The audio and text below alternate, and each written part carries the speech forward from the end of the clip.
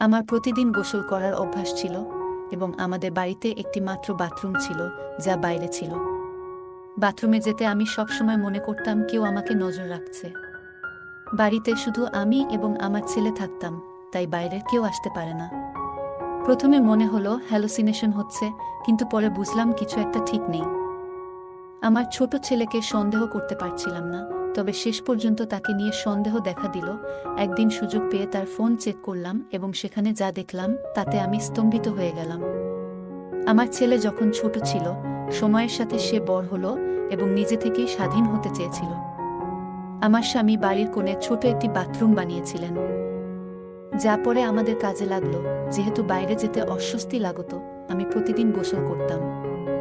স্বামীর মৃত্যুর পর একদিন গোসলের সময় মনে হলো কেউ বাথরুমে উঁকি দিচ্ছে। চারপাশে তাকিয়ে কাউকে দেখতে পেলাম না। পরের দিনও একই ঘটনার পুনরাবৃত্তি ঘটায়। আমি খুব উদ্বিগ্ন হলাম। আমার ছেলে তামিম তখন ছোট ছিল, তাই তাকে বলতে পারিনি। সে খুব মিষ্টি ছিল, কিন্তু কাজকর্মে আগ্রহী ছিল না। কয়েকদিন পরে তামিম নিজেই এসে বলল, আম্মু, সব ঠিক হবে, চিন্তা করো না। আমি তাকে বুঝিয়ে বললাম, বাড়ির মেরামতের জন্য অনেক খরচ আছে, কিন্তু এই ঘর আমাদের নিজস্ব। তামিম বলল, আম্মু, আমার বিয়ে দিয়ে মেয়ের পরিবারের থেকে কিছু টাকা চেয়ে নিলে কেমন হয়? আমি তাকে কঠোরভাবে বললাম, এটা সঠিক উপায় নয়। কারো মেয়ে টাকা এনে দিলে তুমি কি সত্যিই সুখী হবে? আমি তোমাকে এমনভাবে বড় করিনি। তারপর একদিন এক মহিলা এলেন, যিনি তামিমকে প্রথম কোলে নিয়েছিলেন ছোটবেলায়। তিনি বললেন, তোমার ছেলে তামিম ভালো বন্ধুদের সাথে মিশছে না, তাকে কিছু বোঝাও। তুমি জানো তার বন্ধু কি করেছে? তোমার অবাক লাগবে। আমার ধারণা তোমার ছেলেও একই কাজ করেছে। সে বলল, আমি অনেক আগেই বুঝেছিলাম। আমি বললাম, নিশ্চয় মিথ্যে বলছে। সে বলল, না, সত্যি কথা। সারা পাড়া জানে, ঈশ্বরকে ধন্যবাদ, এখনো তোমার ছেলের নাম ওঠেনি। আমি বললাম, আমার ছেলে এটা করতে পারে না। সে বলল, আমি জানি সে ভালো ছেলে, কিন্তু যখন এমন খারাপ মানুষের সাথে মিশবে, তখন তো কিছু না কিছু হবে। বড়লোকেরা আইনের হাত থেকে বাঁচতে পারে, কিন্তু আমরা গরিবরা? তোমার ছেলে এমন কথা বলছে কেন? কোথা থেকে এসব শিখছে? এই চিন্তায় আমি একদমই শান্তি পাচ্ছি না। একদিন ভোরে গোসল করতে গিয়ে মনে হলো কেউ আমাকে দেখছে। চোখ বন্ধ করে থাকতে পারলাম না। আজ বাথরুমে কারো নিঃশ্বাসের আওয়াজ শুনে আমি আতঙ্কিত হলাম। বাইরে বেরিয়ে দেখি আমার ছেলের সামনে দাঁড়িয়ে আছে, যেন কোথাও থেকে পালিয়ে এসেছে। সে বলল, আম্মু, তোমাকে চিন্তিত দেখাচ্ছে। আমি বললাম, তুমি বেশি চিন্তিত মনে হচ্ছে। সে বলল, না, তেমন কিছু না। কি হয়েছে বলো? আমি জিজ্ঞেস করলাম, তুমি কি কাউকে যেতে দেখেছ? সে অবাক হয়ে বলল, এর মানে কি? ঘরে কেউ এসেছে। আমার গল্পগুলো তোমরা শুনো, কিন্তু সাবস্ক্রাইব করো না। দয়া করে গল্পগুলো ভালো লাগলে চ্যানেলটি সাবস্ক্রাইব করো। বাড়িতে কেউ ঢুকে কি করলো? আমি বললাম, এখানে কেউ ছিল, কিন্তু পুরোটা বলিনি। সে বলল, না, কেউ নেই, কিন্তু আমি জানতাম কেউ তো আছেই। আবার একই ঘটনা ঘটল। বাথরুম থেকে বেরোতেই ছেলে দাঁড়িয়ে আছে। আমি স্পষ্ট অনুভব করলাম কেউ আমাকে দেখছে। এই বাড়িতে আর কেউ ছিল না, শুধু আমার ছেলে। কিন্তু সে এটা কিভাবে করতে পারে? আমার গোসল করার সময় কেউ কি আমাকে দেখছে? আমার ছেলে কেন এমন করছে? সে তো আমার নিজের সন্তান। একদিন আমার বন্ধু এসে বলল, তোমার ছেলে অনেক কিছুই জানে, পুরো এলাকার খবর রাখে। সে তানিশার কথা বলল, তার ১৯ বছরের মেয়ে মায়ের কথা বলল। আমি জানতে চাইলাম, কি রকম ভিডিও? তিনি বললেন, এখন একই ভিডিও ভাইরাল হয়ে আলোড়ন তুলছে। আমি জানতে চাইলাম, কে এই ভিডিওটি ছড়িয়েছে? তখন তিনি বললেন, তার স্বামী ভিডিওটি ভাইরাল করেছে এবং বলেছে কিছুদিন পর মানুষ ভুলে যাবে। যদি কেউ প্রশ্ন করে, বলবে ভিডিওটি মিথ্যা। আমি অবাক হয়ে ভাবলাম, কেউ এমনটা করতে পারে। আমি জিজ্ঞেস করলাম, আপনি কিভাবে জানলেন? তিনি বললেন, এসব ব্যাপারে জানা থাকাই ভালো। একজন স্বামী শুধুমাত্র টাকা কামানোর জন্য স্ত্রীর ভিডিও ভাইরাল করছে। আপনি কি ভাবছেন সমাজ কোথায় যাচ্ছে? আমাদের সন্তানদের সঠিকভাবে দেখাশোনা করা উচিত। তার মেয়ে সোনালীর সাথে আমার ছেলের বিয়ে করার কথা ছিল, তবে তার মা শর্ত রেখেছিলেন। আমি বলেছিলাম, এটা ঠিক নয়। আমাদের মতো গরিবের মেয়েরা ধনী পরিবারে বিয়ে করবে না। বুঝতে পারলাম না। আমি তাকে বলেছিলাম, গরিবের ঘরে গরিবের মেয়েরা থাকুক, তুমি যদি চাকরি খুঁজে নাও, আমি তোমাকে সোনালীর সাথে বিয়ে দেব। আমি বললাম, তবে তুমি সময় নিতে পারো। কারণ তাড়াহুড়ো করা উচিত নয়। এখন তো সবকিছু আমাদেরই করতে হবে। আমার ছেলে বলল, আম্মু, চাকরি না পেলেও কিছু টাকা পয়সা পেয়েছি, কিন্তু কাজটা ঠিক নয়। আমি জিজ্ঞেস করলাম, এটা ভুল কাজ কি? সে উত্তর দিল, আম্মু, পরে বলবো, এবং চলে গেল। আমি ভাবতে লাগলাম, এই কয়দিনে কি ঘটছে? ছোট ছেলে বা মেয়েদের ফাঁসানো হচ্ছে। আমাদের এলাকা বড় ছিল, অনেক গল্প ছিল। আমার বন্ধু জানত সব। আমি চিন্তিত ছিলাম, আমার ছেলে আগামীকাল কি করবে। কেউ একটা ভিডিও ভাইরাল করেছে, আমারও মনে হচ্ছিল যদি গোসল করি, কেউ আমাকে দেখছে। এই চিন্তায় মন খারাপ হয়ে গেল। আমার স্বামীর সাথে সুখে কাটিয়েছি, এখন এই বয়সে যদি কিছু হয়, কি করব? ছেলে যদি জানতে পারে, সে কিছু করতে পারবে। সে তরুণ, আবেগপ্রবণ। বাথরুম কোণে ছিল, পেছনের রাস্তায় একটা প্রাচীর। বড় স্কাইলাইট ছিল, কিছু লাগানো ছিল না, খুব উঁচু ছিল। আমরা কাপড় বা জাল লাগাইনি, কিন্তু এখন দুশ্চিন্তা হচ্ছে। স্নানের আগে স্কার্ফ দিয়ে ঢেকে দিলাম, যাতে কেউ দেখতে না পায়। রাস্তাটি উঁচু ছিল, আমাদের বাড়ি নিচে। আমি সবসময় ভাবতাম, এত কাজ করার পরেও একজন বয়স্ক মহিলা হিসেবে আমাকে কেন লক্ষ্য করা হচ্ছে। আমি তখনও 40 পেরোইনি। আমার ছেলে ছোট ছিল, আর আমি তার বিয়ে নিয়ে ভাবছিলাম। একদিন স্নান শেষে বাইরে এসে দেখি কাপড়টা জায়গা থেকে সরে গেছে। আমার মনটা খুব খারাপ হয়ে গেল। আমি তো কারো ক্ষতি করিনি। কিভাবে বলবো আমার ছেলেকে? আমি ভাবতে লাগলাম, কখন গোসল করি, কখনো সকাল, কখনো দুপুর, কখনো রান্নার পর। গ্রীষ্মে গরমের কারণে দিনে 2 বার গোসল করতাম, তাই এতবার গোসল করা অস্বাভাবিক নয়। আমি আমার ছেলেকে বললাম, যখন আমি গোসল করি, মনে হয় কেউ দেখছে। সে বলল, আম্মু, এটা তোমার মনের ভুল, চিন্তা করো না। তার এই কথায় আমি অবাক হলাম। সে এত সহজভাবে নিল কেন? এমন প্রতিক্রিয়া আশা করিনি। যদি কেউ মায়ের বিষয়ে এমন কথা বলে, ছেলে সাধারণত রেগে যায়। কিন্তু আমার ছেলে কোনো মন খারাপ করেনি। আমি ভেবেছিলাম সে মন খারাপ করবে। সে কেন বলল না যে আমি তার মা, এবং এটি একটা বড় ব্যাপার। তাই আমি নিজেই ভাবলাম, যে এটা করছে তাকে খুঁজে বের করব। এই বিষয়টি সহজ ছিল না, তবে আমি আমার বন্ধুকে বললাম যে আমি তার ক্যামেরাযুক্ত ফোনটি একদিনের জন্য ধার নিতে চাই। সে জানতে চাই, কেন? আমি বললাম, পরে বলবো। আসলে আমি ফোনটি বাথরুমে রাখতে চেয়েছিলাম, যাতে বাইরে থেকে কেউ দেখছে কিনা তা ধরা যায়। আমি ফোনটি নিয়ে বাথরুমে এমনভাবে রাখলাম যাতে ক্যামেরা রোশনদানের দিকে থাকে। রেকর্ডিং দেখে আমি চমকে গেলাম। পরের দিনও একই কাজ করলাম। পরে বন্ধুটি ফোন চাইল, বলল তাকে প্রায়ই ব্যবহার করতে হয়। তাই বারবার ফোন চাওয়া সম্ভব ছিল না। আমাদের এত টাকা ছিল না যে বাথরুমটি অন্যত্র স্থানান্তরিত করতে পারতাম। অনেকেই এসে টাকা চাইত, কিন্তু আমার ছেলের কোনো স্থায়ী চাকরি ছিল না।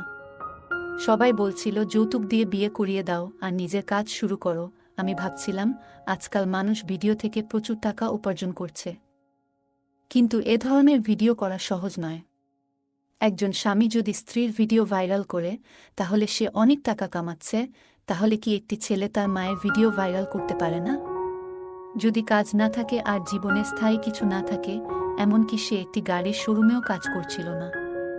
আমি তার কাছে গিয়ে বললাম, তুমি যাকে চিন্তা করছো, তার সাথে এমন আচরণ করবে যে সে তার স্ত্রীর ভিডিও ভাইরাল করেছে? আমার ছেলে বিস্মিত হয়ে বলল, আম্মু, তুমি কি বলছো? এসব কথা কোথা থেকে আসছে? তুমি ঠিক আছো তো? আমি এমন কোনো বন্ধুর সাথে কথা বলছি না। আমি বললাম, তাহলে তুমি কি ভিডিওর কথা বলছিলে? আজকাল এমন ভিডিও ভাইরাল হয় যেখানে মহিলারা নাচে বা অন্য কিছু করছে। আমি তাকে সতর্ক করলাম, যদি আমি জানতে পারি তুমি খারাপ কিছু করেছ, আমি তোমাকে ছাড়ব না। সে বলল, আম্মু, আমি কেন এমন কাজ করব? তুমি যা বলছো তা একেবারে অমূলক। আমি বললাম, তাহলে তুমি কেন বলছো যে তুমি স্নান করতে গেলে বাইরে কেউ দাঁড়িয়ে থাকে? সে প্রথমে অবাক হয়ে গেল এবং পরে বলল, তুমি হয়তো ভুল ভাবছো। কিন্তু আমি তাকে জানিয়ে দিলাম, যদি এমন হয়, তবে তুমি কি করবে? তুমি সেই লোকটিকে আটকাবে? একবার দেখাতে চাও লজ্জা ছাড়াই? দয়া করে এই বাথরুমের স্কাইলাইটটি বন্ধ করুন। যখন তোমার বাবা এটি তৈরি করেছিলেন, তখন ছাদ না থাকলেও সমস্যা হতো না। কিন্তু এখন সমাজে যা ঘটছে তা ভাবতেই রাগে লাল হয়ে যাচ্ছি। আমার মনে হয়েছিল তুমি কিছু করবে, কিন্তু তুমি কিছুই না করে বসে আছো। আমার ছেলে অদ্ভুতভাবে বলল, যদি মনে হয় কেউ দেখছে তাহলে বাথরুমে যাবেন না। এটা বলার পর আমি বাথরুমে যাই না। গ্রীষ্মে আমি টয়লেটে স্নান করতে গিয়ে ভয় পেতাম। পরিষ্কার পরিচ্ছন্ন থাকতে অভ্যস্ত ছিলাম, কিন্তু এখন এসব নিয়ে ভাবতে থাকি। আমার ছেলের উপর নজর রাখা দরকার, কারণ এই বাড়িতে কেউ আসে না এবং হঠাৎ সে এমন অদ্ভুত আচরণ করতে শুরু করেছে। আগে ছোটখাটো বিষয়েও সে এত রেগে যেত যে মারামারি করতে রাজি থাকত, কিন্তু এখন একেবারে স্বাভাবিক। অন্যদিকে দীপালির মা বারবার বলছেন, আমার মেয়ে তোমার ছেলেকে পছন্দ করে, তাকে ভালো একটা কাজ নেয়ার জন্য বলো যাতে তাদের এনগেজমেন্ট হয়। কিন্তু আমার ছেলের দিকে তাকিয়ে আজকাল বুঝতেই পারছি না সে কোন দিকে যাচ্ছে। আমি ভাবছি, কেন কারো মেয়ের জীবন নষ্ট করবে? দীপালিও একজন পাগল ছিল যে আমার ছেলেকে ভালোবাসত। আমি ভাবলাম, যদি সত্যিই তাই হয় তবে তাকে কয়েক বছর অপেক্ষা করতে হবে, কারণ ও আমার বন্ধুর একমাত্র মেয়ে ছিল এবং আমিও তাকে খুব সুন্দর মনে করি। আমি ছেলের উপর নজর রাখতাম যখন সে বাড়িতে থাকত না। আজকাল সে বাড়ির বাইরে থাকত। একদিন আমি খাবার না খেয়ে গোসল করতে যাই। তখন আমি তার রুমে তার ফোন পড়ে থাকতে দেখেছি। আমি ভাবলাম, তার ফোনে কি আছে তা দেখে নেব, কারণ আমি তার মা। আমি ফোনটা চেক করতে পারি, তবে যদি সে ফোনটা লক করে রাখে তাহলে কি করতাম?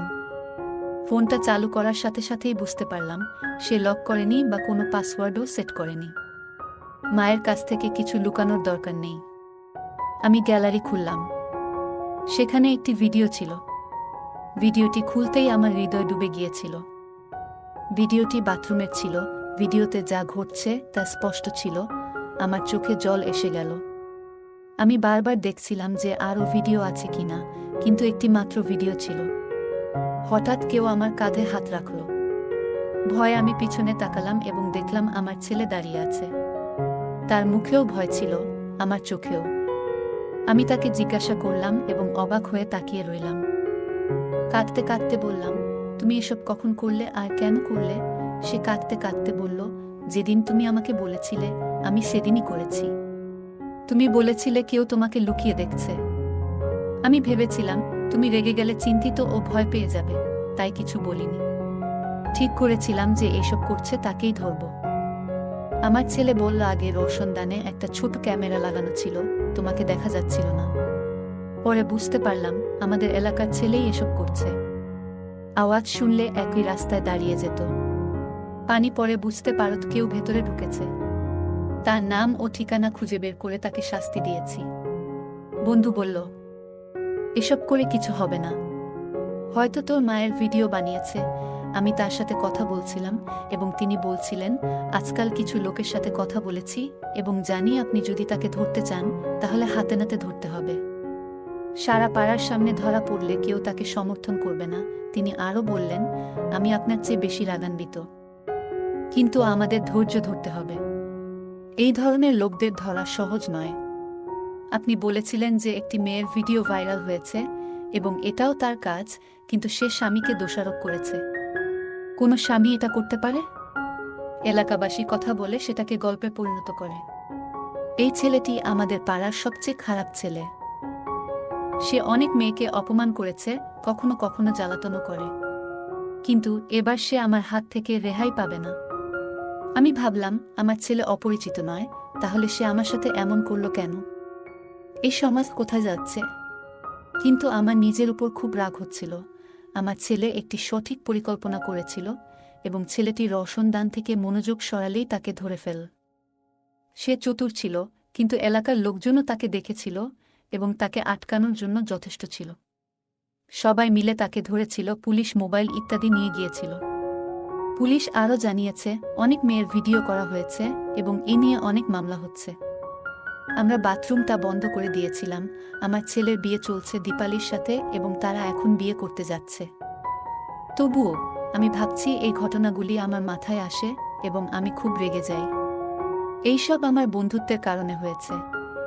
সে লোকজনের গল্প বলতো, এখন তার মেয়ে আমার বাড়ির বউ হতে যাচ্ছে। যদিও আমার বন্ধু খারাপ ছিল না, কিন্তু তার আচরণ পছন্দ করিনি। আমি ভাবতে লাগলাম, আমার ছেলে কেন এমন করল? আমার ছেলে তো আমার সাথে এমন করতে পারে না। এত ময়লা নিয়ে সে আমার মন ভরে দিয়েছে যে আমি আমার ছেলের কথা খারাপ ভাবতে শুরু করলাম। কিভাবে আমি আমার ছেলেকে বড় করেছি, আমি তাকে সঠিক কাজ শিখিয়েছিলাম, তবে আমাদের সমাজে অনেক অপ্রত্যাশিত ঘটনা ঘটে। আপনার জীবনে কি কখনো এমন কিছু ঘটেছে? অনেকেই এমন পরিস্থিতির মুখোমুখি হয়েছে। পুলিশ তাকে ছেড়ে দেয়নি কারণ তার বাঁচানোর মতো কেউ ছিল না। পুলিশ তাকে গ্রেফতার করেছে এবং শাস্তি হওয়া উচিত কারণ কারো মেয়ের সম্মান নিয়ে খেলা অপরাধ। আমি স্বস্তি পেলাম কারণ আমার ছেলে এটা জানতে পারেনি। নইলে সে সারা জীবন আমাকে কিভাবে ভাবতো। গল্পটা কেমন লাগলো জানাতে ভুলবে না। আরও মজার মজার রোমান্টিক গল্প শুনতে চাইলে ভিডিওটি লাইক, শেয়ার এবং চ্যানেলটি সাবস্ক্রাইব করতে ভুলবে না।